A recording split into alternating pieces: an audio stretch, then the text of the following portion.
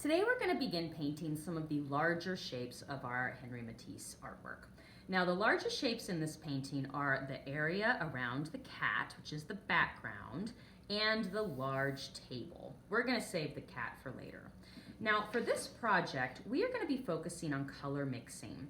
I want to know that my students know how to make all three secondary colors, violet, green, and orange.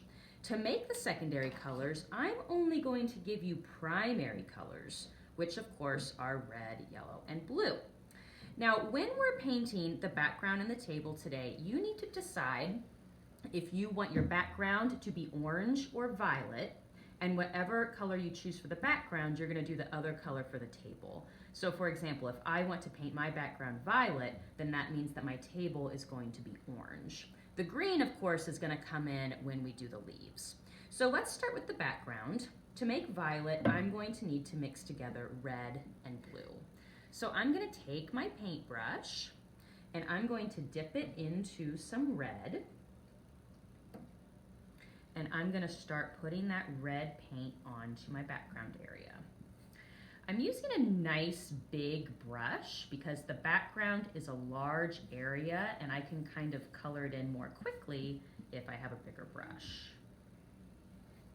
Now while my red paint is still wet, I'm going to get a scoop of blue and mix it in and blend it together. And sure enough, I'm getting some really nice dark violet color for my background. Now it's okay if some areas of your painting are a little more blue violet and some are a little more red violet. That's okay. It doesn't have to be all exactly the same color. It actually turns out a little more interesting if the color varies a little bit, I think. So some people might want to make theirs match a little bit more, and some people might kind of like those different colors. I'm just going to keep on going until my whole background area is filled up. Now that my background is done, I'm ready to start painting my table. It's okay if you get a little bit of paint on your cat, because next time when the paint is all dry, we can go over those areas with the cat colored paint and cover them up. So don't worry too much about that. So since I'm changing colors, I need to clean my brush really good in the water bucket, because I do not want to mix colors inside of my plastic paint cups. So I'm brushing the bottom of the bowl gently to try to get all that paint off. I'm wiping the brush on the edge of the bowl. I am not tapping it because that makes splatters go everywhere. And then once I've wiped most of it off, I can use my towel to really get off that extra paint. All right, now the table is going to be orange. So that means I need to be mixing together yellow and red.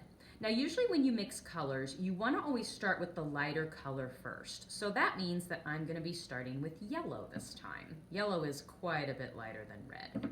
So I'm just going to dip my nice clean brush into the yellow, and I'm going to start filling in that whole area of the table.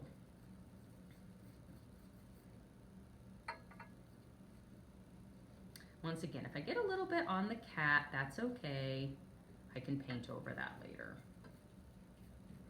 Now, yellow is a really light color, and it doesn't take much paint to change it to a different color. So that means when I go to get my red to turn it into orange, I'm gonna start with the teeniest, tiniest amount, just barely right there.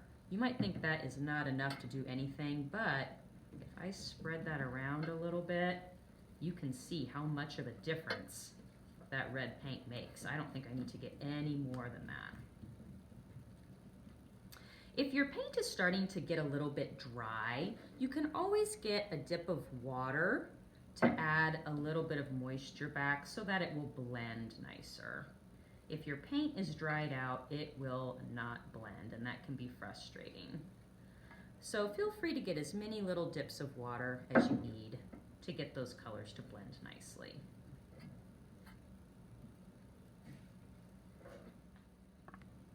When my table and my background are done, I'm going to get another smaller paper, and this is to make our third secondary color of green. Now I'm going to show you a different technique of mixing colors for this one. I'm not going to actually mix right on my paper this time. I'm going to do something a little bit different and mix in a paint palette. Now this time I'm going to do a little bit of experimenting. I'm going to make 2 puddles of yellow in my paint palette. I'm getting some nice big scoops of yellow because I know it's going to take a lot of paint to cover up this paper. And then, let me clean my brush a little bit. I'm going to dip into the blue.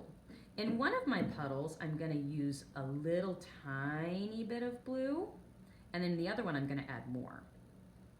So in this one, I just got a little tiny bit, because yellow is very light. We know it doesn't take a lot of paint to change it. Ooh, and I'm getting kind of a nice yellowy green color. I might make one corner of my paper yellow green. And then in this one, I'm going to add a bigger scoop of blue. And you can tell the difference between those 2 colors. So I'm going to make a different color green in some other areas. Now what we're going to be doing with this paper later on is we're going to be cutting out some leaf shapes from this paper. So I just need to make sure that it's all painted green right now. Maybe some blue green, maybe some yellow green, and some medium green. And then I'll have lots of different kinds of leaves that I can add to my artwork later on. This green is going to be a lot of blue. It's just barely got a little yellow in it. That's kind of interesting.